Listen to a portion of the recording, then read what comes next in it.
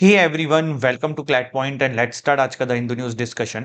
When life gives you 100 reasons to break down and cry, show life that you have a million reasons to smile and laugh. Stay strong.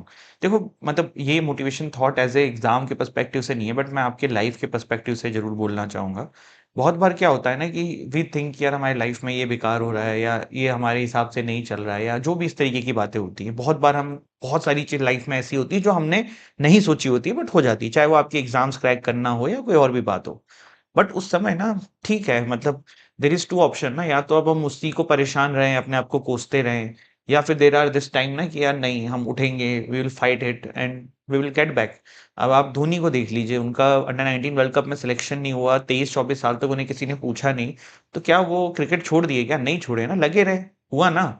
तो यही होता है, थोड़ा सा लगे रहो, पेशेंटली वर्क करते रहो.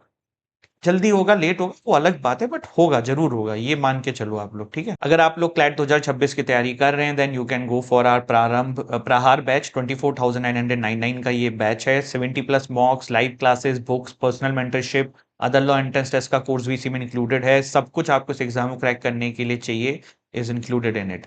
अगर आप एनएलसेट 2026 की तैयारी कर रहे हैं, then you can go for our Prarambh batch. यहाँ पे भी आपको बुक्स मिलने वाली हैं, पार्ट ए पार्ट बी की क्लासेस मिलने वाली है, मॉक्स मिलने वाला है, NLU Odisha, MSCT, CUET, PG, इनका कोर्स भी मिलने वाला है. अपार्ट फ्रॉम इट एनएलएस में जो हमारे यहाँ से टॉपर्स निकले हैं उनका पर्सनल मेंटरशिप मिलने वाला है. सब कुछ आपको, सारी चीजें यहाँ मिलने वाली हैं. बुक्स, मॉक्स, कुछ भी डिटेल्स इन सब की आपको ऐप्स पे, हमारी जो ऐप है उस पर जाके मिल जाएगी. जाइए, चेक करिए. वेबसाइट का भी लिंक है, हमारी टीम का नंबर भी है. If you want you can call them.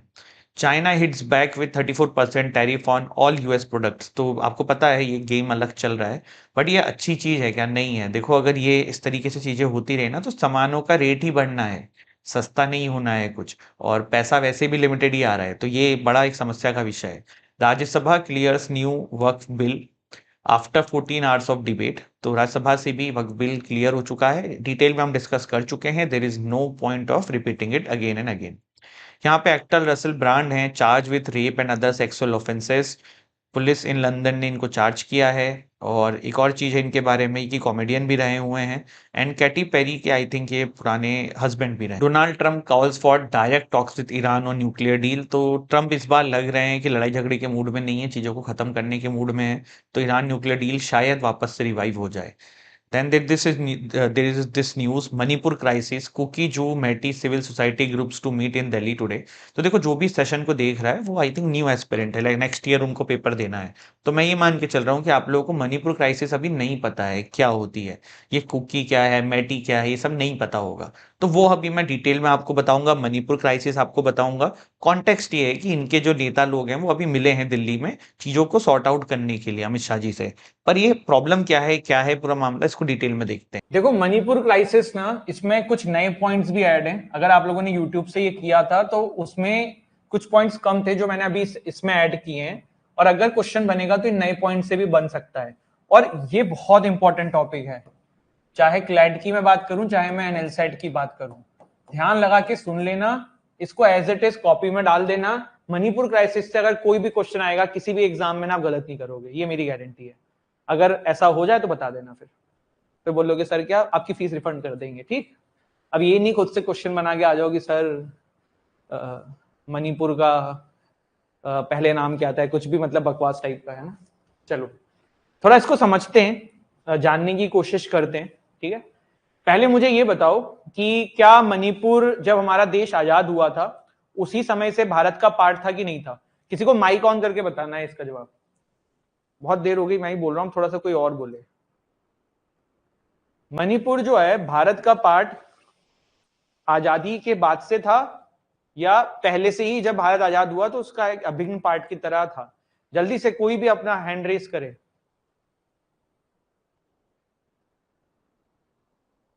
भाई रेस्ट दे दो मुझे भी 1 मिनट का.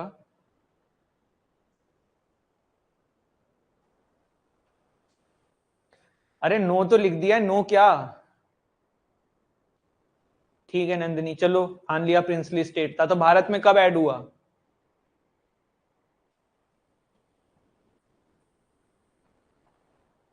भारत में कब ऐड हुआ? It later sign the instrument of accession. Very good Samyukta. ठीक है, तो समीप्ता ने ये भी बोल दिया कि वल्लभ भाई पटेल साहब के समय, तो अब थोड़ा सा आइडिया लगाओ। बिल्कुल, टिशा ने सबसे पहले बोला and very good Tisha, it's 1949। चलिए थोड़ा सा ना पहले मणिपुर का हम एक थोड़ा सा पहले मैप देखते हैं, कुछ मत देखो अभी, सिर्फ मैप देखो। ये है अपना क्या, ये पूरा प्यारा भारत है और ये अपना पूरे नॉर्दर्न स्टेट्स हैं। दिस इज क्या आपका मणिपुर। एक चीज यहां पे देखने वाली बात है कि इट्स नियर टू,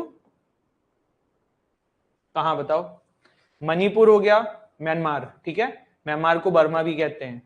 आपने वो गाना सुना है मेरे पिया गए रंगून, तो वो रंगून जो है ना वो पहले बर्मा था, वो बर्मा जो है अब वो आपका म्यांमार है।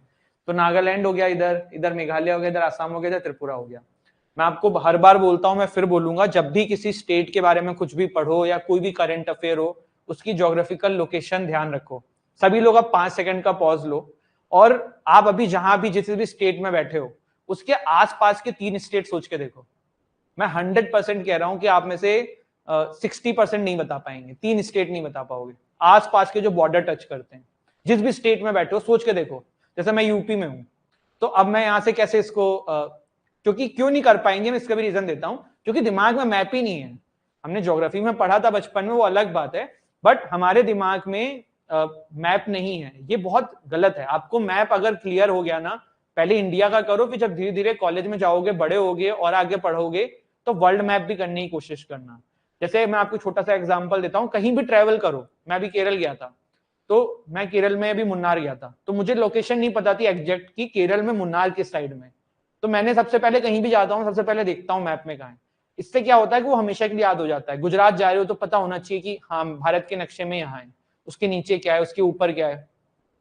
एरोप्लेन के फ्लाइट टिकट्स भी मैं आपको बताता हूँ, जैसे कि मेरे साथ एक फ्रेंड थे, तो वो केरल से पुणे गए, उनकी फ्लाइट का टिकट सस्ता था, मेरा केरल से लखनऊ का महंगा था। क्यों था? तुरंत दिमाग में आया कि पुणे नीचे है, लखनऊ ऊपर है। तो ये आपको ना ये सब आईक्यू लेवल बढ़ाएगा। ये चीजें देखो कोई बताएगा नहीं, हर चीज पढ़ाई के पर्सपेक्टिव से नहीं होती है। सिर्फ हमारा काम आपको पढ़ाना लिखाना नंबर दिलाना ही नहीं है। मेरा तो ये मानना है कि आप सब मेरे स्टूडेंट्स हो और जिंदगी भर रहोगे। ये फीस वीस तो होती रहती है, दे दी आपने, खत्म हो गई बात।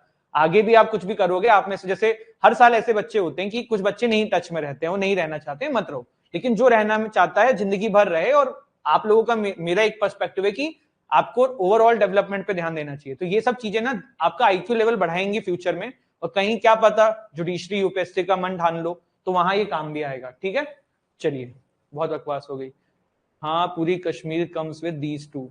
एचपी अहमद तुम्हारा इजी है भाई, ऊपर है ना, ऊपर कुछ है ही नहीं, नीचे बताना है। चलो अहमद ये बताओ, जम्मू कश्मीर जो है सबसे ज्यादा बॉर्डर शेयर किस कंट्री के साथ करता है?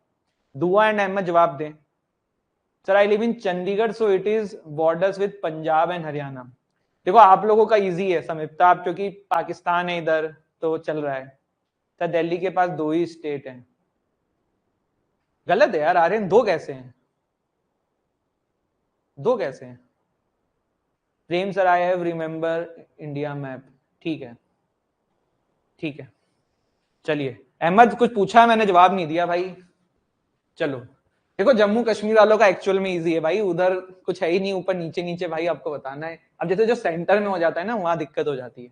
चलिए बात करते हैं, पहले ना इस मैप को आपने अच्छे से देख लिया, मैं इसके बाद इस मैप को नहीं खोलूंगा। मणिपुर की लोकेशन देख लो और म्यांमार इधर है। मैं म्यांमार क्यों बोल रहा हूं इधर है, क्योंकि उसका कुछ रिलेवेंस आएगा फ्यूचर में, तो आपको पता होना चाहिए। ठीक है, दुआ ने बोला है पाकिस्तान चाइना दोनों बोल दिया। अहमद इज सेइंग चाइना, पाक चाइना, वाह वेरी गुड। ऐसे ही आंसर करके आओगे। पाकिस्तान एंड चाइना के साथ इक्वल शेयर करता है जम्मू कश्मीर, ऐसा कैसे? चलो ये बताओ, आप सबके लिए क्वेश्चन है, इंडिया सबसे ज्यादा बॉर्डर किस कंट्री के साथ शेयर करता है? इंडिया के साथ कौन सी कंट्री सबसे ज्यादा बॉर्डर शेयर करती है भाई? ऐसे क्वेश्चंस में मेरा दिल मत दुखाया करो। एक मैंने आपसे पहले पूछ रखा है, आई थिंक ये सभी बता देंगे कि नेशनल गेम कौन सा इंडिया का। ये गलत मत कर देना, ये तो बता दिया है मैंने। तो Prem is saying Bangladesh, Rahul is saying Bangladesh. Bangladesh देखो आप जो भी दोनों आप मतलब जितने भी स्टूडेंट्स हैं यहाँ पे एनएलसेट के हैं, क्लैट के हैं, करंट अफेयर का पेपर आप दोनों का ही सेम रहता है, दोनों ही एनएलयूज के लिए हैं। तो ऐसे क्वेश्चंस ना ये आप याद करके नहीं जाते हो एग्जाम में, और ऐसे क्वेश्चंस आते हैं। तो फिर उसमें क्या होता है, उसमें फिर प्रेजेंस ऑफ माइंड जो हमने आज से अब तक का जीवन देखा है अपना या बचपन में कुछ पढ़ा है ना, वो करके आंसर लगाना पड़ेगा। एवरीथिंग जो आप पढ़ रहे हो ना वही नहीं आएगा, बहुत सारे क्वेश्चंस प्रेजेंस ऑफ माइंड के साथ आएंगे। ओ भाई अभी भी सब हॉकी कह रहे हैं। अच्छा ये नए बच्चे हैं ये लोग, सक्षम तुम तो थे पहले यार। भाई इंडिया का कोई नेशनल गेम नहीं है, वीडियो बंद करके गूगल सर्च करो, ऊपर की 5-6 लाइन स्किप करके नीचे पढ़ना। ऊपर की 5-6 लाइन में तो विकिपीडिया मतलब वो एल्गोरिथम चलती है, उसके नीचे जो लिंक्स हैं या न्यूज़पेपर की लिंक्स है ना वो पढ़ना, ठीक है। India do not have any national game भाई, सब भाई गधे हो। और एनएलसेट वाले तो जवाब ही नहीं दे रहे हैं कि भाई हमें बच ही जाए।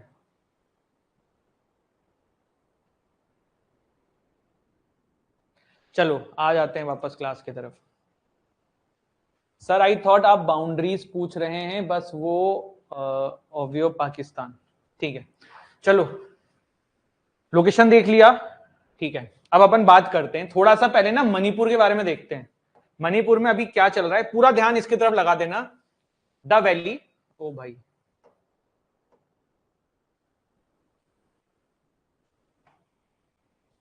The valley, which comprises about 10% of Manipur's landmass, is dominated by, मैं भी पढ़ रहा हूं अभी टेंशन मत लेना, मैं बताऊंगा आपको, non-tribal Metis community, and more than 64% of the population of the state yields 40 of the state 60 MLAs। ये अभी आपको समझ में नहीं आया होगा, बस रीड कर लो, ठीक है मेरे साथ। Hills comprising 90% of geographical area are inhabited, more than 35% recognized tribes, but 20 MLAs। चलो अब इस पे आ जाते हैं, यहां से आपको ना सारी पिक्चर में क्लियर कर देता हूं। देखो मणिपुर के साथ दिक्कत क्या है ना, मणिपुर में दो ही टाइप के रीजन्स हैं, एक है हिल, मुझे यार इसको लिखने की ना क्लास लेनी पड़ेगी, हिल, और दूसरा है वैली, ठीक है। अब ध्यान से सुनना, वहां पे ना एक कम्युनिटी है जिसको हम अब रिफर करेंगे मैटी कम्युनिटी की तरह। क्या रिफर करेंगे, मैटी। और दूसरी कम्युनिटी है जिसको हम ट्राइबल बोलेंगे, जिसमें कुकीज एंड बहुत सारे हैं, ठीक है। मेटी एंड दूसरी ट्राइबल कम्युनिटी। तो वैली जो एरिया है वो वहां पे 10% है। जैसे अगर किसी जगह पे 100% पूरा एरिया है, आप इसको इस मैप से समझने की कोशिश करते हैं। मान लो मणिपुर का एरिया 100 किलोमीटर है, हाइपोथेटिकली बता रहा हूं, मणिपुर का एरिया 100 किलोमीटर है, तो 90 किलोमीटर जो है ना,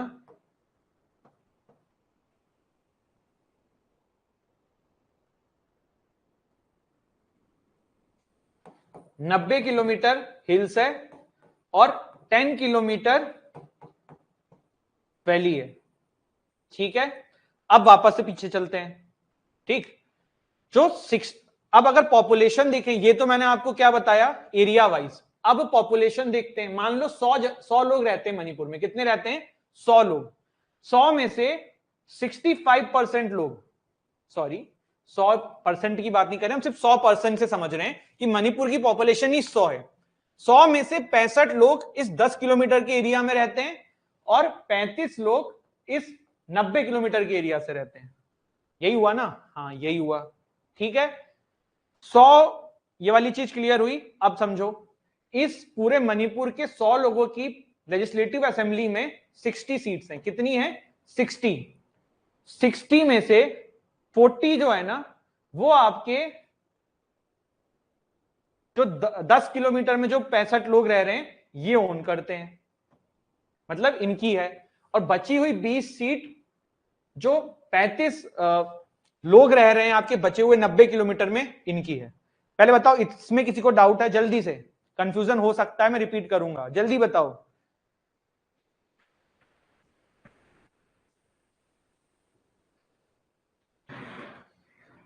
इसमें है किसी को डाउट, नहीं है, जल्दी बताओ। ये समझ में आया, डाउट नहीं है, डाउट नहीं है, डाउट नहीं है, ठीक है, वेरी गुड। एक बार रिपीट, चलिए एक बार और रिपीट कर देता हूं। वहां पे 10% 10% जनता जो है वो आपकी, यहां से मैं भी कंफ्यूज हो गया हूं यार, यहां पे आ जाते हैं, ठीक है। 10 किलोमीटर एरिया में 65 लोग रह रहे हैं और इनकी एमएलए की सीट 40 है। 90 किलोमीटर एरिया में 35 लोग रह रहे हैं और इनकी एमएलए की सीट है 20। ये बेसिकली मैंने आपको समझाया है। इससे आपको समझ में क्या आया कि मैटी कम्युनिटी पॉपुलेशन वाइज ज्यादा है, पर उनकी एमएलए की सीट्स भी ज्यादा है, पर उनके पास एरिया कम है रहने के लिए।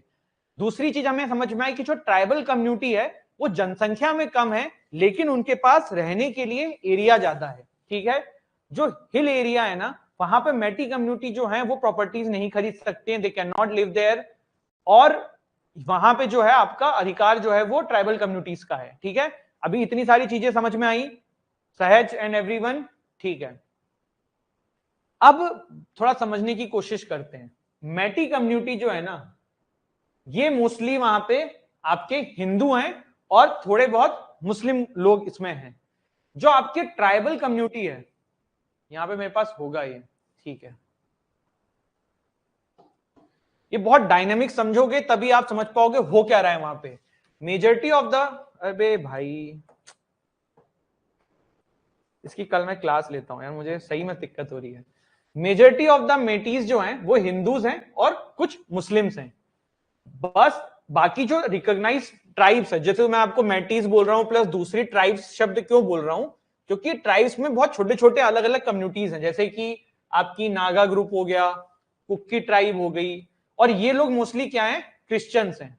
समझ में क्या आया आपको कि मैटी कम्युनिटी में ज्यादा हिंदू फिर मुस्लिम, बाकी जो आपकी दूसरी ट्राइब्स हैं दे आर मोस्टली क्या, क्रिश्चियंस। ठीक है, ये बेसिक चीज समझ में आई। डिमांड ये आ रही थी कि भाई जो मैटी कम्युनिटी है ना, इनको भी एसटी कैटेगरी में दे दिया जाए, डाल दिया जाए। किसकी तरफ से डिमांड आई होगी? बिल्कुल सिंपल सी बात है, मैटी कम्युनिटी वाले ये आवाज उठा रहे थे कि हमें एसटी कैटेगरी में डाला जाए। दूसरा कि हमें हिल एरियाज में भी प्रॉपर्टी खरीदनी जाए, दी जाए। क्यों बोल रहे थे ऐसा? कि भाई हमारी पॉपुलेशन ज्यादा है, हमारे पास एक बहुत कंजेस्टेड एरिया है, जो 90% एरिया है वहां भी हमें रहने दो ना, वहां तो जगह खाली है। तो मैटी कम्युनिटी की ये डिमांड आ रही थी। अब ये पूरी आग अभी अचानक से क्यों लगी? आज की बात नहीं, बहुत पहले से चल रहा है। रिसेंटली ना मणिपुर हाई कोर्ट ने वहां की स्टेट गवर्नमेंट से कहा कि भाई इसके ऊपर कुछ करो। ये नहीं कहा कि इसको लागू करो, ये बोला कि इसको इतने दिन से पेंडिंग है, इसके बारे में विचार करिए, जल्द से जल्द इसको इंप्लीमेंट करिए। ठीक है, कि मैटी कम्युनिटी को एसटी कैटेगरी में डाला जाए। ऑफ कोर्स रिजर्वेशन एंड बहुत सारी फायदे जो हैं वो इसके बाद उनको मिल जाते हैं। ठीक है, चलिए। और मैटी कम्युनिटी के अगेंस्ट में जो कुकी कम्युनिटी है, उनका ये कहना है कि भाई मैटी कम्युनिटी वहां पर डेवलप्ड ज्यादा है, तो हम पे ध्यान नहीं दिया जा रहा है। अब मैटी कम्युनिटी को उसमें डाल दोगे तो फिर ट्राइबल कम्युनिटी तो और सप्रेस रह जाएगी। तो वो उनका पहला चीज है।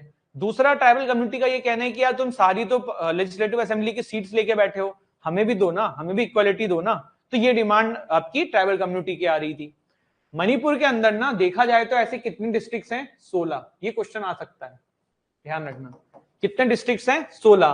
पर वहां पे ना 16 डिस्ट्रिक्ट्स के नाम से मणिपुर नहीं जाना जाता, ये हिल एंड वैली एरिया से जाना जाता है, और वैसे इन्होंने डिस्ट्रिक्ट्स लोकल लोगों ने आपस में डिवाइड कर रखे हैं।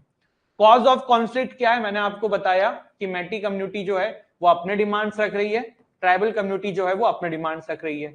मैटी कम्युनिटी के डिमांड्स मैंने आपको बता दिए हैं, ट्राइबल कम्युनिटी इनके अगेंस्ट में क्यों है वो भी मैंने आपको बता दिया है। ठीक है, इसके बाद मैटी कम्युनिटी का ये भी कहना है कि भैया हमारी जनसंख्या कम हो रही है, इसका रीजन ये कि हमारे पास लैंड वैंड कम है, तो लोग जो हैं फिर वो उस तरीके से अपनी पॉपुलेशन नहीं बढ़ा रहे हैं, तो हमारी लैंड बढ़ा दी जाए। तो वो वाली चीज है। देखो मैटी कम्युनिटी का सबसे बड़ा जो उसके फेवर में चीजें थी ना, वो यही थी कि 1949 से पहले Manipur was a princely state, India में इसको मिला दिया गया। तो जब मणिपुर को इंडिया में मिलाया गया ना, उससे पहले जो मैटी कम्युनिटी थी देवर इन एसटी कैटेगरी ओनली, बट जब इनको इंडिया में मिलाया तो हमारी देश की सरकारों ने इनको एसटी कैटेगरी से हटा दिया। तो मैटी कम्युनिटी का सबसे पहली जो बैकिंग एंड सबसे पहला जो फेवर में इनकी चीज रहती है वो यही रहती है कि भाई ऐसा होना चाहिए। ठीक है, 19th स्टेट बना था 1972 में।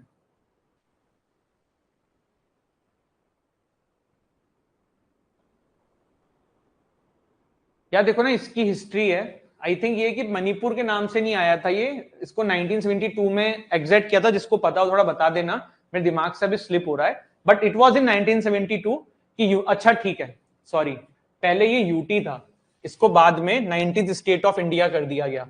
तो ये ध्यान रखना, मणिपुर के बारे में हम पढ़ रहे हैं तो हमें पता होना चाहिए। Manipur was earlier in UT, union territory था, पर इसको स्टेट का दर्जा दिया गया कब? आपका 1972 के अंदर। ठीक है, ठीक है। अब इसको थोड़ा सा और समझ लेते हैं। एक यहाँ पे इनर लाइन परमिट का नाम यूज किया, अभी मैं बताऊंगा आपको क्या होता है। मैटी पीपल की जो लैंग्वेज है वो 8th schedule of the constitution में भी है, मणिपुरी लैंग्वेज बोलते हैं। Cookies and Nagas point out that the tribals areas 90% of the state geographical area, पर मैंने आपको बताया कि भाई सारा डेवलपमेंट जो है वो मैटी कम्युनिटी का हो रहा है और उन्हीं के ज्यादा एमएलएज रहते हैं, तो वो लोग अपनी ही साइड में पूरा डेवलपमेंट करते हैं। अब 100 बात की एक बात ये आएगा तो क्वेश्चन ये भी बन सकता है कि क्या तरीका है किसी भी कम्युनिटी को एसटी कैटेगरी में डालने का? सिर्फ मणिपुर में नहीं, पूरे इंडिया में किस तरीके से किसी कम्युनिटी को एसटी कैटेगरी में डाला जा सकता है? तो इसको समझने की कोशिश करते हैं। The process of inclusion in the ST list कैसे किया जाता है, एक एक स्टेप दिखेंगे, आप भी इसको थोड़ा समझने की कोशिश करना।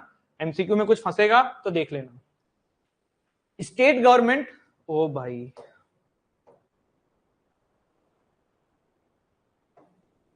अब आई थिंक सही होगा।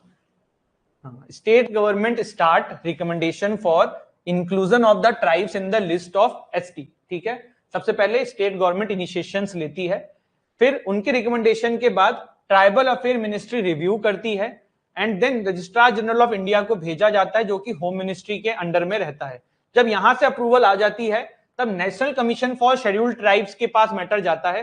देखो notes making is an art, मैं क्यों बोलता हूं समझ लो। आपको ना ये पॉइंट्स ऐसे नहीं लिखने हैं, आप ऐसे लिख सकते हो स्टेट गवर्नमेंट, फिर उसके बाद जो भी यहाँ पे नाम लिखो ट्राइबल अफेयर्स, फिर जो भी नाम है, फिर ये आपका ना एक लाइन में ये पूरा नोट्स बन जाएगा। तो इसीलिए note making is an art. आप ऐसे भी कर सकते हो, आप एरो का यूज कर सकते हो, आप डायग्राम का यूज कर सकते हो, इट्स नॉट नेसेसरी आप ऐसा का ऐसा लिखो। तो जो भी देखना, आप जो टॉप करते हैं ना क्लैट में, जो अच्छे नंबर से पास होते हैं, उनके करंट अफेयर के नोट्स आप देखना बहुत कम होते हैं।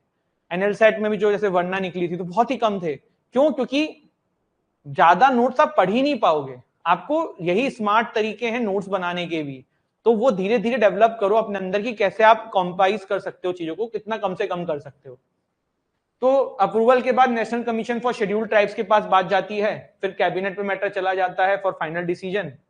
फिर जो है कैबिनेट फाइनल डिसीजन लेती है, उसके बाद कैबिनेट जब फाइनलाइज कर लेती है तो बिल को पार्लियामेंट में लाया जाता है, अमेंडमेंट किया जाएगा कॉन्स्टिट्यूशन के अंदर शेड्यूल कास्ट ऑर्डर 1950 के through and constitution schedule tribe order 1950। ठीक है, once the cabinet finalize it then it introduce a bill in the parliament to amend the constitution schedule caste order 1950 and the constitution schedule tribes order 1950. After the amendment bill is passed by the both the lok sabha and rajya sabha, the president's office takes the final decisions under the article 341। ये दोनों important articles हैं, ध्यान रखना ये किसमें president यहाँ पे approve करेगा।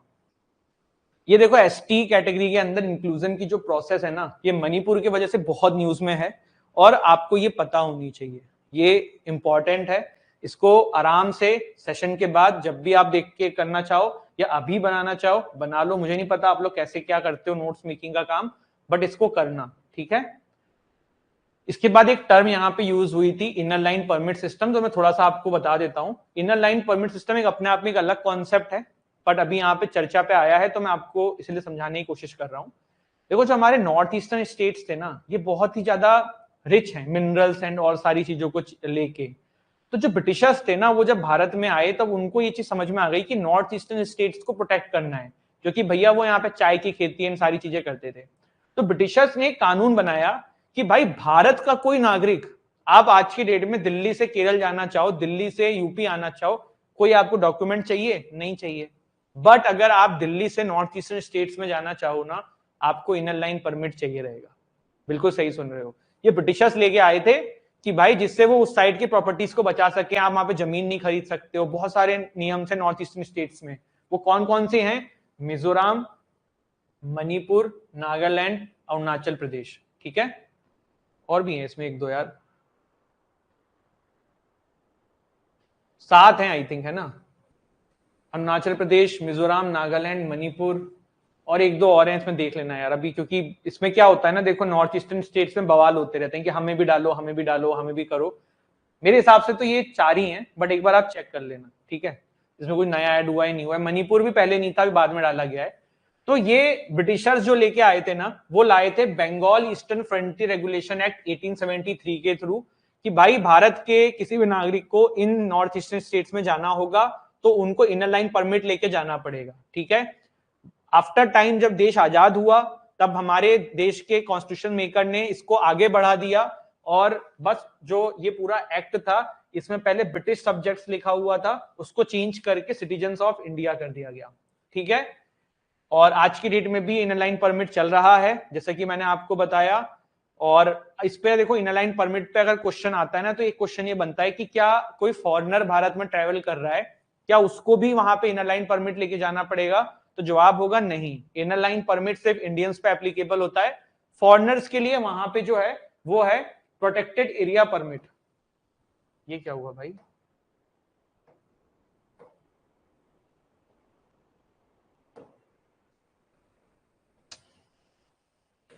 क्या ही किया जाए। फॉरेनर्स के लिए वहां पे है प्रोटेक्टेड एरिया परमिट, ठीक है। बट इनर लाइन परमिट पे अगर ऑप्शन आएगा कि इट इज, जैसे क्या आएगा कि it is applicable for citizens, it is applicable for foreigners, ये स्टेट गवर्नमेंट इशू करती है। और चौथा पॉइंट है ब्रिटिशर्स इसको लेके आए थे, इसमें से फॉल्स स्टेटमेंट क्या है तो फॉरेनर्स पे एप्लीकेबल नहीं होता है। बिल्कुल इनर लाइन परमिट आपको स्टेट गवर्नमेंट से लेना पड़ता है, सेंट्रल गवर्नमेंट से परमिशन नहीं मिलती है। दूसरा लास्ट इंपॉर्टेंट पॉइंट कि भाई ये जो है आपका ये भारतीयों पे एप्लीकेबल होता है, यही तो मैंने बताया था, और तो इसके अलावा कुछ है नहीं, ठीक है। क्वेश्चन ऐसे ही बनते हैं एग्जाम में, कहीं अलग से नहीं आते हैं। इट जस्ट कि आप उस समय जो आपके पास नॉलेज है उसको कैसे एप्लीकेबल कर पाओगे पेपर के ऊपर। जो एक टेक्निक आपने सुनी होगी एलिमिनेशन टेक्निक, वो क्या होती है? This is all presence of mind, कि कैसे आपके दिमाग में कोई चीज है उसको आप एप्लीकेशन का यूज करके घटा रहे हो। जैसे कि आपको पता है इनर लाइन परमिट के बारे में नॉलेज, अब कोई पॉइंट वहां पे ऐसा है जो आपने नहीं पढ़ा है, बट बचे हुए 3 पॉइंट्स तो पढ़े हैं ना, तो एक पॉइंट जो बचा हुआ उसको फॉल्स में आया है तो हटा दो।